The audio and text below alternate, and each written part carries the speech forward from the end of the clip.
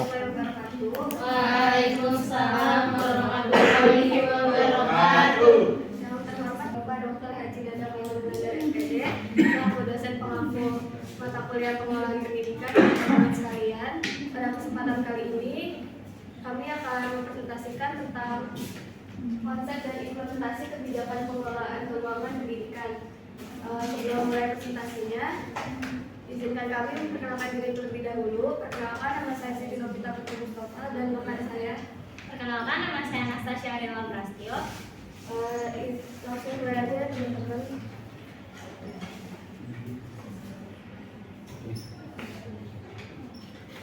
Jadi di sini ada pengertian pengelolaan keuangan pendidikan. Nah, pengelolaan keuangan pendidikan itu mencakup berbagai aspek seperti pencatatan, perencanaan, pelaksanaan, pertanggungjawaban, dan pelaporan keuangan di lembaga pendidikan. Nah, menurut definisi itu merujuk pada tindakan pengurusan keuangan yang penting untuk memastikan kelancaran kegiatan pendidikan.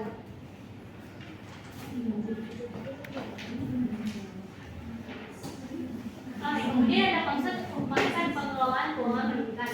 Yang pertama itu ada perencanaan anggaran.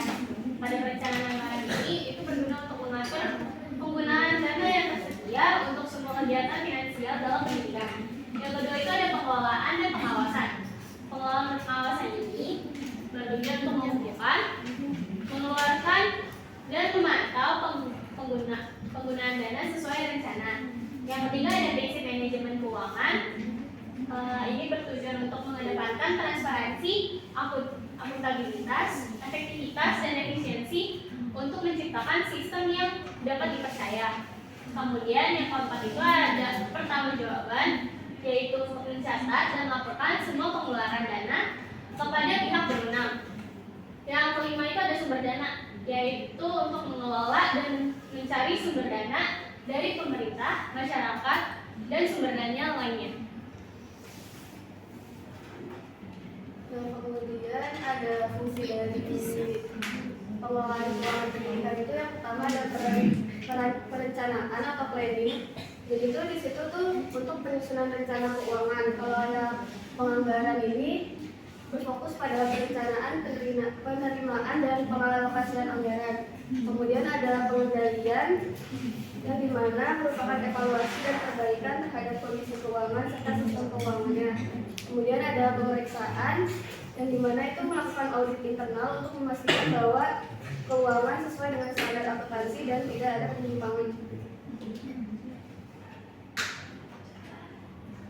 Terus yang terakhir itu ada pelaporan yang dimana itu kita tuh melaporkan informasi tentang kondisi keuangannya itu mudah dicatat dan kemudian ada tujuan manajemen keuangan di sekolah yaitu meningkatkan efektivitas dan efisiensi penggunaan keuangan. Kemudian ada meningkatkan akuntabilitas dan transparansi keuangan dan meminimalkan penyalahgunaan anggaran. Kemudian ada fokus pengelolaan keuangan pendidikan. Pengelolaan keuangan di sekolah itu bertujuan untuk mengoptimalkan kemampuan dalam menyusun rencana anggaran, mengelola sekolah berdasarkan rencana tersebut, dan melibatkan masyarakat dalam pengelolaan sekolah. Kemudian ada proses pengelolaan keuangan pendidikan. Yang pertama itu ada perencanaan anggaran sekolah. Ini kepala sekolah harus mampu menyusun rencana anggaran dan pendapatan belanja sekolah atau RAPBS dengan mengetahui sumber-sumber dana yang ada seperti anggaran rutin, dana penunjang pendidikan, dan sumbangan dari masyarakat. Kemudian yang kedua itu ada pelaksanaan anggaran belanja sekolah. Dalam penggunaan anggaran, prinsip efisiensi dan pengeluaran yang hemat harus diterapkan untuk mencapai manfaat yang maksimal. Kemudian yang ketiga ada pengawasan pelaksanaan anggaran. Pengawasan yang baik diperlukan untuk mencegah penyelewengan dan memastikan bahwa anggaran digunakan sesuai dengan rencana.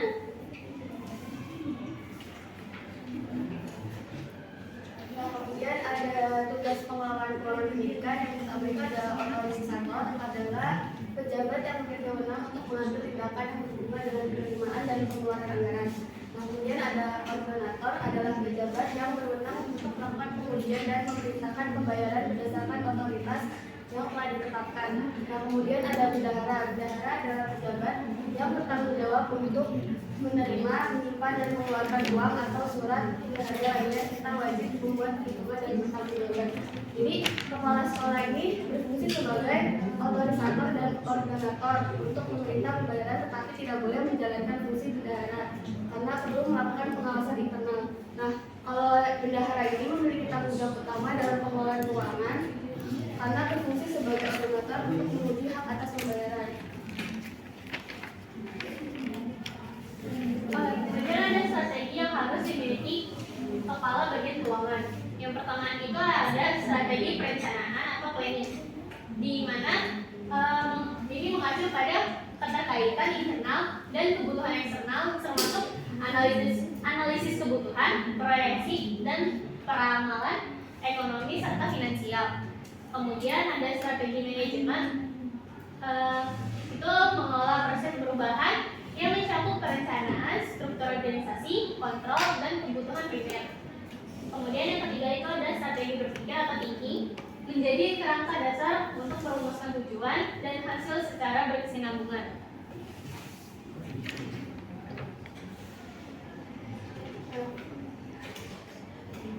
Kemudian ada ruang lingkup pengelolaan keuangan pendidikan, yaitu pertama itu adalah keputusan investasi, kemudian ada keputusan finansial, dan keputusan dividen.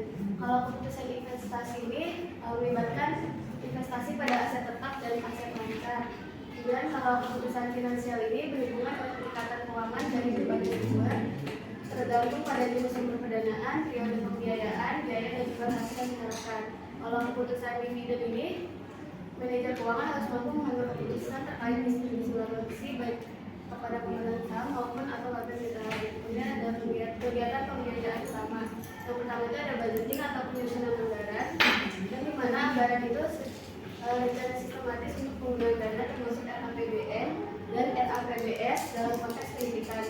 Kemudian ada accounting atau pembukuan, yang di mana mencakup pengurusan kebijakan penerimaan dan pengeluaran serta pengelolaan bendahara. Kemudian ada auditing atau pemeriksaan, yang di mana mencakup pertanggungjawaban penerimaan, penyimpanan, dan pembayaran uang oleh bendahara kepada pihak berwenang yang harus dilaporkan kepada BPK.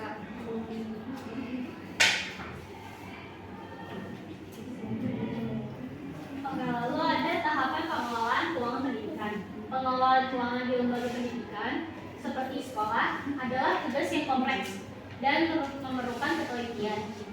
Manajer keuangan bertanggung jawab untuk mengatur dan memastikan kelancaran keuangan lembaga tersebut.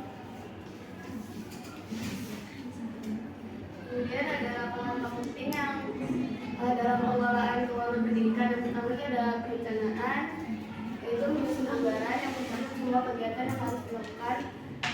Kemudian ada pelaksanaan, itu mengimplementasikan rencana anggaran dan memastikan semua berjalan sesuai rencana. Kemudian ada evaluasi, yang dimana melakukan penilaian terhadap pelaksanaan anggaran untuk mengidentifikasi efisiensi dan efektivitas penggunaan dana.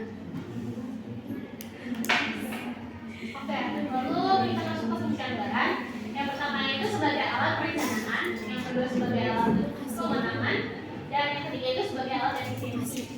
Kalau sebagai alat perencanaan sendiri itu kita untuk memperkirakan pendapatan dan pengeluaran yang diperlukan untuk kegiatan pendidikan. Lalu untuk sebagai alat kewenangan sendiri itu menentukan batasan pengeluaran dana. Untuk sebagai alat efisiensi sendiri itu membagikan realisasi kegiatan dengan rencana untuk menganalisis pemborosan atau penghematan. Lalu ada prosedur penyusunan anggaran. Proses penyusunan anggaran melibatkan langkah-langkah berikut. Yang pertama itu mengidentifikasi kegiatan yang akan dilakukan. Yang kedua itu menyusun usulan anggaran untuk mendapatkan persetujuan.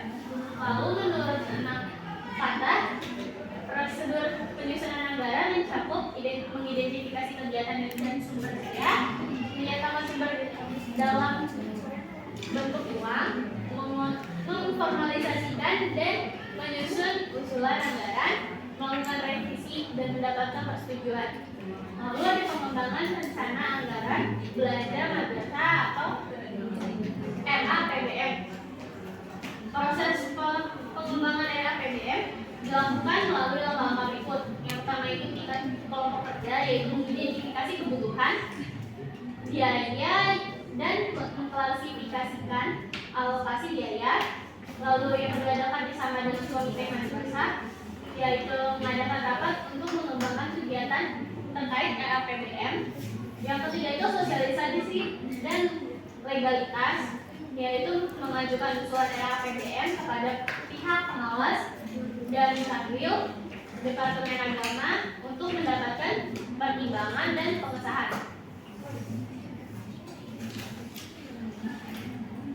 Kemudian ada prinsip pengelolaan keuangan pendidikan. Nah, manajemen keuangan sekolah harus mematuhi prinsip-prinsip penting yang diatur dalam Undang-Undang Nomor 20 Tahun 2003 Pasal 48, yaitu keadilan, efisiensi, transparansi, akuntabilitas, dan efektivitas.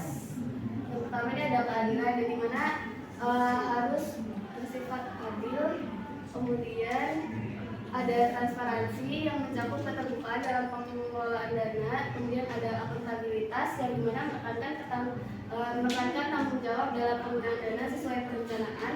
Kemudian ada efektivitas yang berfokus pada pencapaian tujuan pendidikan melalui pengelolaan keuangan yang baik. Kemudian ada efisiensi yang dimana berkaitan dengan penggunaan sumber daya secara optimal untuk memaksimalkan manfaat. Lalu ada sumber keuangan sekolah. Pengelolaan keuangan sekolah merupakan elemen penting untuk mendukung kegiatan pembelajaran dan harus dilakukan dengan baik melalui beberapa tahapan, yaitu perencanaan, pengorganisasian, pelaksanaan, pengawasan, dan evaluasi, serta umpan balik. Proses ini mencakup penyusunan anggaran, strategi mencari sumber dana, penggunaan keuangan, dan pertanggungjawaban atas penggunaan dana. Kemudian ada sumber keuangan sekolah. Yang pertama itu ada dana dari pemerintah. Biasanya itu pemerintah menyediakan dana rutin atau DBK dan bantuan operasi sekolah atau dana BOS. Kemudian ada dana dari orang tua siswa, yaitu seperti iuran komite yang biasanya ditentukan oleh rapat komite. Nah, dana ini terdiri dari dana tetap bulanan yang harus dibayarkan orang tua setiap bulan dan dana insidental yang dibebankan kepada siswa baru atau biasanya hanya satu kali selama 3 tahun. Kemudian ada dana sukarela yang dimana sumbangan dari orang tua yang bersedia memberikan kontribusi tanpa ikatan. Kemudian ada dana dari masyarakat yang dimana sumbangan sukarela dari anggota masyarakat yang peduli terhadap pendidikan di sekolah. Biasanya itu dari individu, organisasi, yayasan atau badan usaha. Kemudian ada dana dari alumni, bantuan dari alumni untuk meningkatkan buku sekolah yang tidak selalu dalam bentuk uang, tetapi juga bisa berupa buku, alat, dan fasilitas lainnya. Kemudian ada implementasi kebijakan pengelolaan keuangan pendidikan. Yang pertama itu ada perencanaan dan penganggaran. Ini itu bertujuan untuk menyusun perencanaan anggaran yang jelas untuk semua kegiatan pendidikan, termasuk pengaturan penerimaan dan pengalokasian dana. Yang kedua itu adalah penanggulangan. Ini itu melaksanakan anggaran yang telah disusun dengan pencatatan semua transaksi keuangan dan pengelolaan dana secara transparan.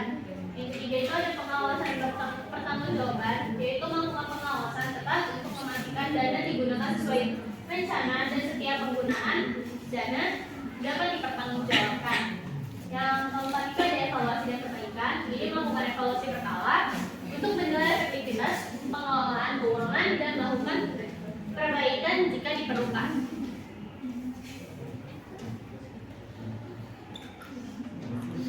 Ini ada implementasi di lapangannya. Yang pertama itu ada penganggaran. Nah, setiap sekolah itu biasanya memiliki rencana strategis untuk periode waktu tertentu yang mencakup visi, misi, program, dan sasaran tahunan. Kemudian itu ada pembukuan.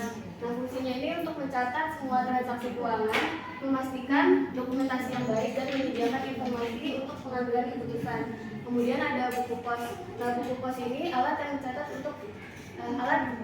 mencatat informasi mengenai dana yang tersisa untuk setiap pos anggaran. Kemudian ada faktur. Faktur ini dapat berupa buku atau lembaran lepas yang dapat diarsipkan. Kemudian ada buku kas. Nah, buku kas ini mencatat rincian tentang penerimaan dan pengeluaran uang secara harian.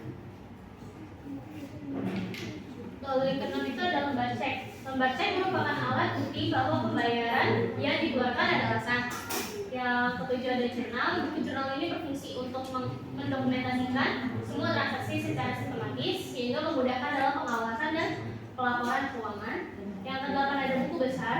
Buku besar itu mencatat semua transaksi keuangan termasuk kapan terjadinya transaksi pembelian serta keluar masuknya uang pada saat itu. Yang ke-9 ada buku kas pembayaran berisi catatan tentang pembayaran uang sekolah siswa menurut tanggal pembayaran, jumlah, dan sisa tunggakan atau kelebihan pembayaran sebelumnya. Yang ke-10 itu ada buku kas piutang berisi daftar atau catatan orang yang berhutang kepada sekolah menurut jumlah uang yang berhutang, tanggal pelunasan, dan sisa hutang yang belum dilunasi. Kemudian ada tantangan dalam pengelolaan keuangan pendidikan itu yang pertama dapat keterbatasan anggaran, kemudian yang kedua ada perencanaan yang tidak efektif, dan kurangnya transparansi dan akuntabilitas.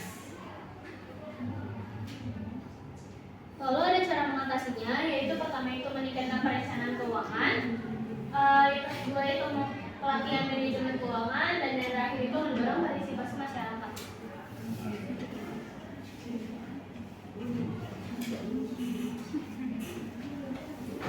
Baik, cukup sekian yang dapat kelompok kami sampaikan. Selanjutnya itu sesi pertanyaan. Jadi setiap kelompok mengajukan pertanyaan mulai dimulai dari kelompok 1 sampai kelompok terakhir 14 dengan menyebutkan nama dan asal kelompoknya dari kelompok berapa. Oke, saya Rifda dari kelompok 2 izin bertanya, bagaimana lembaga pendidikan ini dapat memastikan bahwa kebijakan pengelolaan keuangan pendidikan ini transparan dan juga adil bagi semua pemangku kepentingan? Halo, perkenalkan nama saya Adam Ismail. Saya dari kelompok 4 izin bertanya bagaimana pengelolaan keuangan sekolah yang baik. Terima kasih. Perkenalkan, saya Novita Savitri dari kelompok 4 izin bertanya, apa strategi jangka panjang yang dapat diterapkan oleh sekolah untuk menghadapi ketidakpastian ekonomi tanpa mengorbankan kebutuhan siswa dan program pendidikan? Baik, terima kasih atas pertanyaannya. Sebelumnya izinkan kami untuk berdiskusi terlebih dahulu. Oke, sebelum kami menjawab pertanyaan-pertanyaan dari teman-teman tadi, izinkan kami menjawab kuis dan membahas kuis nomor 10 dulu. Untuk yang pertama itu konsep pengelolaan keuangan pendidikan. Yang pertama itu apa yang dimaksud dengan pengelolaan keuangan pendidikan? Dari kami menjawab C, yaitu pengaturan dan penggunaan sumber dana secara efektif dan efisien untuk mendukung kegiatan pendidikan. Setuju. Kemudian yang kedua, itu salah satu tujuan dari pengelolaan keuangan pendidikan adalah jawabannya itu C, menjamin ketersediaan dana untuk semua kegiatan pendidikan. Setuju. Yang ketiga itu apa yang termasuk dalam sumber dana pendidikan? Jawabannya C, yaitu sumber dari pemerintah, orang tua siswa, dan donatur swasta. Setuju. Kemudian yang keempat itu ada salah satu prinsip yang penting dalam pengelolaan keuangan pendidikan adalah jawabannya itu B, efektivitas dan efisiensi. Setuju.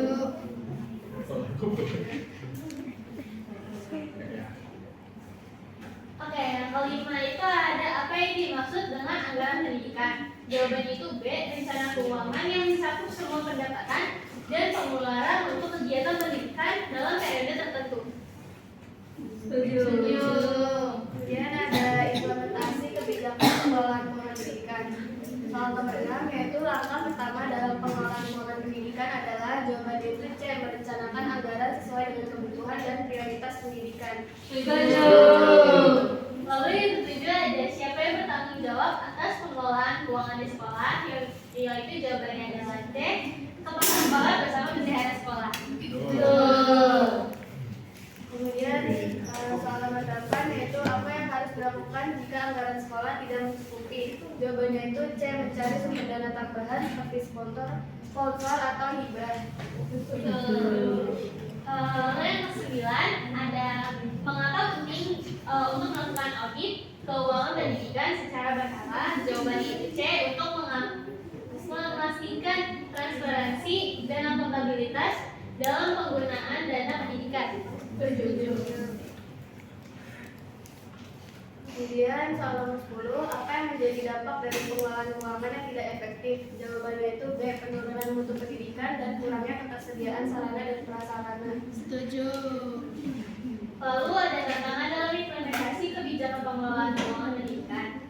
Nomor 11 itu ada salah satu tantangan utama dalam pengelolaan keuangan pendidikan adalah jawabannya B. Ketidaktepatan alokasi dana. Setuju. Kemudian soal nomor 12, bagaimana cara mengatasi ketidaktepatan alokasi dana dalam pengelolaan keuangan pendidikan? Jawabannya itu C. Melakukan perencanaan yang lebih matang dan mengawasi pelaksanaan anggaran dengan ketat. Nomor 13, apa yang harus dilakukan jika hasil audit menunjukkan adanya penyimpangan dalam pengelolaan keuangan? Jawabannya itu C. Menindaklanjuti dengan perbaikan prosedur dan pelaporan ke pihak berwenang jika diperlukan. Setuju. Kemudian ada soal nomor 14, apa yang menjadi fokus utama dalam evaluasi pengelolaan keuangan pendidikan? Jawabannya itu C. Kesesuaian antara perencanaan dan realisasi penggunaan dana serta dampaknya terhadap mutu pendidikan. Nomor 15, mengapa penting untuk melakukan pelaporan keuangan secara berkala? Jawabannya itu C. Untuk menciptakan transparansi dan akuntabilitas dalam pengelolaan keuangan. Setuju. Kemudian ada soal tentang pengawasan dan evaluasi dalam pengelolaan keuangan pendidikan. Nomor 16, siapa yang bertanggung jawab untuk melakukan pengawasan terhadap pengelolaan keuangan pendidikan? Jawabannya itu C. Kepala sekolah, bendahara, komite sekolah, dan auditor eksternal. Setuju. Nomor 17, apa yang sebaiknya dievaluasi dalam pengelolaan keuangan pendidikan? Jawabannya itu C. Kesesuaian antara anggaran realisasi, penggunaan dana, dan pencapaian tujuan pendidikan. Kemudian soal nomor 18, kapan waktu yang tepat untuk melakukan evaluasi terhadap keuangan pendidikan? Jawabannya itu C. Secara berkala, misalnya setiap akhir semester atau akhir tahun anggaran. Lalu di nomor 19, bagaimana cara efektif melakukan pengawasan dalam pengelolaan keuangan pendidikan? Jawabannya itu C. Melakukan audit internal dan eksternal secara berkala serta memastikan semua prosedur keuangan diikuti dengan benar. Kemudian yang terakhir, apa yang harus dilakukan jika evaluasi menunjukkan bahwa keuangan sekolah dikelola dengan baik? Jawabannya itu C. Melanjutkan pengelolaan yang sudah baik dan mencatat aspek yang masih bisa diperbaiki. Kemudian kita akan menjawab 3 pertanyaan dari tadi kelompok yang sudah tanya. Saya ingin menjawab pertanyaan dari kelompok 4 Teh Adinda. Pertanyaannya itu bagaimana pengelolaan keuangan sekolah yang baik? Jawabannya itu pengelolaan keuangan sekolah yang baik itu dengan perencanaan anggaran yang jelas, memiliki sistem pembukuan yang transparansi dan akuntabilitas, terus pengawasan yang ketat terhadap penggunaan dana, dan setiap pengeluaran harus dapat dipertanggungjawabkan.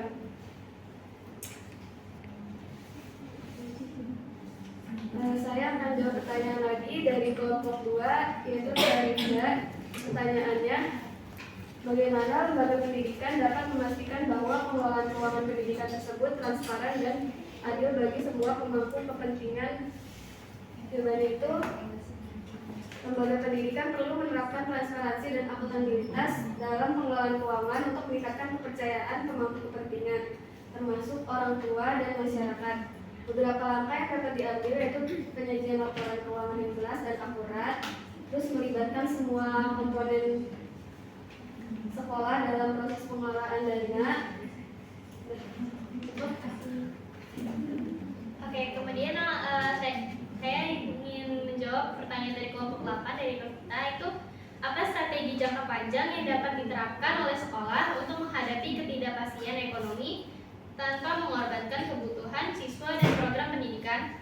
Jawabannya itu, sekolah dapat menghadapi ketidakpastian ekonomi dengan beberapa strategi jangka panjang yang tidak mengorbankan kebutuhan siswa dan program pendidikan. Ini termasuk perencanaan anggaran yang fleksibel untuk menyesuaikan pengeluaran sesuai kondisi ekonomi.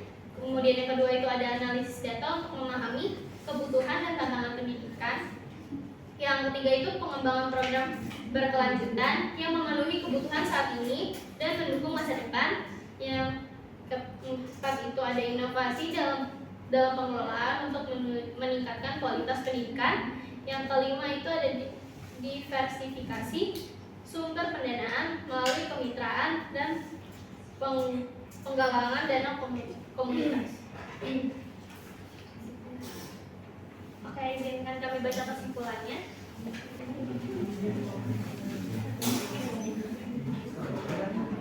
Jadi kesimpulannya itu pengelolaan keuangan pendidikan sangat penting untuk menciptakan sumber daya manusia yang berkualitas dan harus dilakukan secara efektif dan efisien melalui perencanaan, pelaksanaan, dan evaluasi yang sistematis dan mencakup fungsi perencanaan anggaran, pengendalian, pemeriksaan, dan pelaporan dengan prinsip pemisahan tugas untuk menjaga akuntabilitas dan transparansi. Dan sumber pembiayaan pendidikan itu berasal dari pemerintah, orang tua, dan masyarakat yang harus dikelola dengan prinsip keadilan, efisiensi, dan transparansi untuk mencapai tujuan pendidikan dan menghindari penyelewengan dana.